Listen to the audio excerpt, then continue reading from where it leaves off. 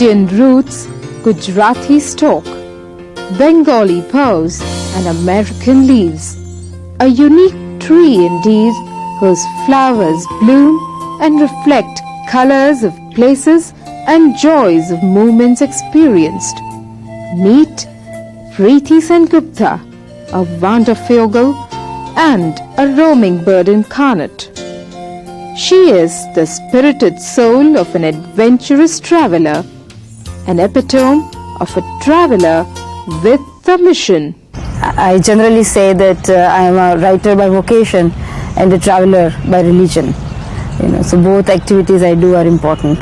Do you think that traveling is like a religion for you? Yes, by now it is. What I mean is that a religion is something you believe in. You have such faith in it. And traveling means people and places. And I really believe in this. Means I believe in the world, or all the different races and people of the world. And I'm so intense about it that I started feeling that it was really my religion. Influenced by images seen and words read, the travel bug caught her young. I did read voraciously. Means in childhood, whenever I was asked, okay, what do you want for your birthday, and I would say books, and I would be reading even while I was eating. And when I became an adult and went to parties or something, dinner parties, I would take a book along because that was my support, having a book with me. So I read a lot. But what kind of reading? Well, at that time, fiction a lot, and biographies, folk literature, and I read a lot of translations, from other languages. So I did read a lot, and certain images got stuck in me. Like in Satyajit Ray's films, he would show a train going, and a character, either a woman or a child, Sometimes they look at the train going, sometimes they don't, but the sound is heard. And that is a symbol of the need to go, the desire to go, or the fact of going. The train, it goes, it suggests traveling, it suggests from one place to the other, that movement. So something like this, these kind of images. And then, I always admired, I guess from the beginning, I admired adventurers like Marco Polo and even Vasco da Gama and Christopher Columbus. I think, that probably started early on, that kind of feeling. But I never thought, something to that extent I will be able to do. A rebel by choice, she meandered conservative traditions and explored her travel instincts very early in life. Well, first thing is, I think, the need to go. And then the second thing will be whether somebody can accompany you or not, and how keen you are to go. So then the next thing will come where you require determination, that you do want to do it, you do want to go. After that, I guess, certain self-confidence and feeling of fearlessness. I believe that there is no need to be fearful, and unless and until there is a situation or there is a cause, one should not be afraid of things or of strange places or of strange people. What I have come to know about you, your family background is such, where I don't think there was any compulsion for you to go out. No, there was no need to go out as such. And not only that, I was not even allowed to go out alone. But I did it. I think, there was something in me which was different, because I was always being scolded, like by the elders, that you shouldn't do this and you shouldn't do that, or girls from good families don't do this, or something like that. And I had no concept of such. That, why can't I do it? Because I guess that the sense of freedom, freedom means not licentiousness or disobedience. I don't mean that, but I just wanted to go far. I wanted to feel the openness. And far she went. experiencing varied flavors of the world in most vivid encounters. Preety Sengupta trotted the 7 continents, combing over 96 countries. Having imbibed the local splendors, she is intense about her mission. So planning wise, I first go to the library and take some books out and read about it and look up the map of the place, of the city. Sometimes now I don't carry any book with me because it's heavy. But I read, I make my notes on little cards or something. And if the book has maps of a particular city or something, then I might just Xerox that.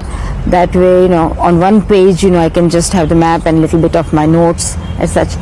And then when I start packing, one feels like taking, quite a few things and, a lot of clothes or something. So I take things out and put them either on the bed or on the floor, whatever I feel I should take. And then promptly, half of it I put away. Then where you go and stay, I stay just about anywhere in small hotels. That's another basic interest. I'm not interested in staying in 4 or 5 star hotels. I'm very happy in small places because I feel that they have local flavor, and people from within the country also stay at such hotels. So I enjoy that more. But I don't make any reservations. So wherever I go, from the airport or from the train station, either from what I have read about, I go to a place, or I just inquire to some tourist office or ask around, like even taxi driver. Sometimes I just rely on a taxi driver. This vocation or this deep interest in traveling, which means going to the world actually, it's not just traveling the way people do casually, it's not just to go someplace because we want to think that we have gone there, or to shop, to do a lot of shopping or something. I go to a place to see it the way it is, and the way it is in the local people's eyes, so I try to forget myself. I try to means, by now, of course, I'm able to forget myself. So this is also a kind of a philosophical achievement, so traveling has taught me all these things, to be able to forget yourself, concentrate on them, on others, like a place, to learn to like a place like it's your own home, be patient, be polite, in fact, be polite, and not to have any fuss about anything, eat what you can get and travel the way the local people do, etc. So I guess I try to be one with the atmosphere in whichever place I'm at. Mm-hmm. Always at home, away from home, Preety Sengupta, the globetrotter, has evolved over her many expeditions. I used to be a very shy person, and I had whatever complexes, I would say inferiority complex, and I was not confident, I was not aware of things, I was rather ignorant and innocent, because in our family background, this is how one is supposed to be, and I was not allowed to have independent thinking. So all these things, so I was really nowhere, I was nothing. And once I went to America, I had to face a lot of things, I had to, there I was all alone, I didn't have anybody. So I had to make my own decisions, make my own mistakes. But, I found ways, I did things, I established myself. From the peaks of the Alps to the depths of seas, from the poles of our planet to the deserts of Sahara, she has seen it all. Yeah. You also been to North Pole? North Pole was my ultimate trip, and I went there after I had gone to all 7 continents, which includes Antarctica. I decided to go to the North Pole. I thought that will make me complete as a traveler. I started from homesickness, and now I'm at home everywhere I go. I take a stretch of empty air and begin to fill it with images of weightless memories, feeling sheepish as if claiming undue attention. Useless was the key when the door was bolted from inside, locking me out, snatching away my freedom to enter, to go and come back as I pleased, like into my home, into the womb, into the fragrant softness of a mother's white shroud. When I knocked on the door, drained of desire, yet coaxing and coercing myself, a delirious laughter rose from behind it, dwarfing me, destroying me. I knew then that I was a discarded memory with no right to claim even that what was mine. The unique ability to merge, to become a part of the ebb and flow, and to be able to savor the fragrances of day-to-day living, Preety Sengupta is a virtual melting pot of cultures around the globe. A lot of experiences are good because I don't have any expectation, I don't know anybody, I am a total stranger there. So sometimes as an Indian person or somebody looking different from them, they look at me strangely and I feel a little bit awkward or self-conscious, But as far Being as a woman also, you have faced any problems? being a woman, luckily, I haven't faced such dangers, that I could have. So I've been safe basically. Sometimes I make a joke saying I must be very ugly looking because nobody is really making, any fuss about me or nobody making a fuss at me or something. But that's a very lucky aspect. And I have found out also the reason for that is that as I said, wherever I go, I behave confidently and behave more or less like the local people. So even though I look different, many times people think like, I'm somehow from there or from next door or from nearby. So what kind of support now you're getting from your husband, your family, in-laws? Yes, my husband is the one who has allowed me in the sense, because of his support, he has made it possible for me to, do all these things and break the barriers of being a woman, being an Indian woman, being a married woman, or coming from a Gujarati family or whatever. He has made it possible for me to go just because he has supported me happily. And luckily, his mother, who is alive still, she doesn't complain or she doesn't mind it. She is also more or less proud that I'm able to do what I like to do.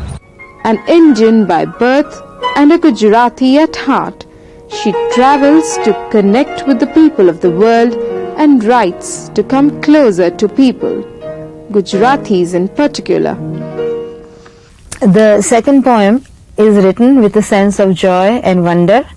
It's about scenes that I saw in Antarctica, the region of the South Pole. That region is completely or mostly covered by snow, and the only color you see is the white of the snow, and if you're lucky, the blue of the sky.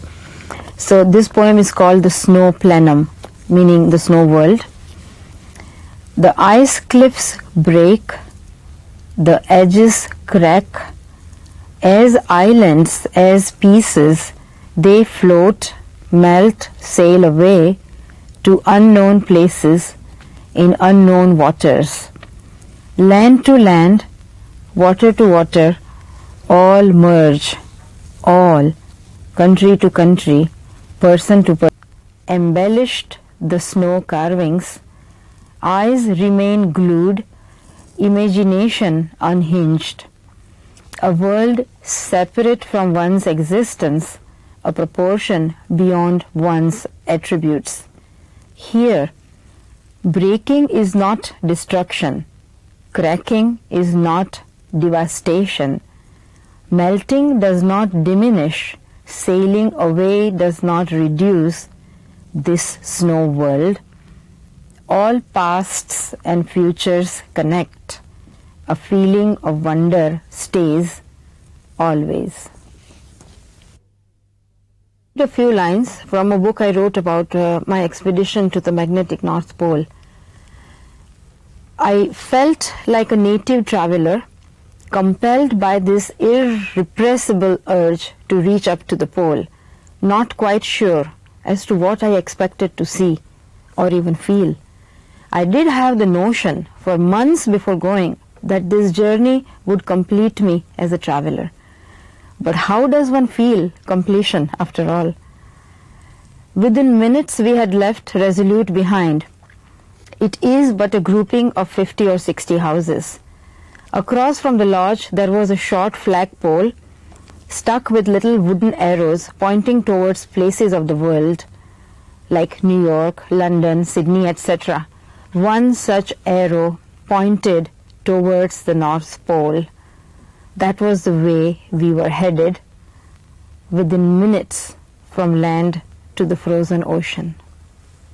That's also a very lucky coincidence, very fortunate that I do write. But that also I did as a child. So at some point traveling and writing, merged so that they support each other in my mind, or both of them support me. But if I just traveled alone and I didn't have any writing capacity or creative expression, I think even traveling will lose its meaning, because then it will be just aimless wandering basically. But this way I'm able to express and write about places I see, about people I have met, my own experiences, as well as in my travel writing I incorporate a bit of history or geography or social customs and such. Capturing images to preserve nostalgic memories and experiences, she always documents her many sojourns. Generally people go traveling, they take their own photographs. They see a nice picture, they don't pay attention to the place. They see a nice place, but they want to stand there and have somebody take their picture. So basically they're interested in themselves. We went here, we went there. And that is very nice, that's okay, that's fine. But I am interested in people so much that I really forget that I'm there basically, and I travel very simply, so I don't even probably look good, and somebody has to handle my camera and they may not be able to, artistically or something. So I never think about taking my own photographs. I take pictures of the places, and for me it is very important because I come home, look at them, I show slides, give slide shows to various organizations, colleges, schools. So by now it has become like a side activity where I want to show these beautiful places to other people. For Preety Sengupta, travel is a way of life and a firm belief, a medium that facilitates her to understand the existence in the context of life. She says, do something that gives them joy and their time is fruitful doing that activity. Everybody should really, be serious and have an aim, of improving, of bettering oneself. It may not be traveling, it may be music or painting or engineering or photography or lawyers or doctors or whoever. But in any field, everybody should excel, try to excel. Only then there is satisfaction in your mind, and peace and joy are very important feelings to have.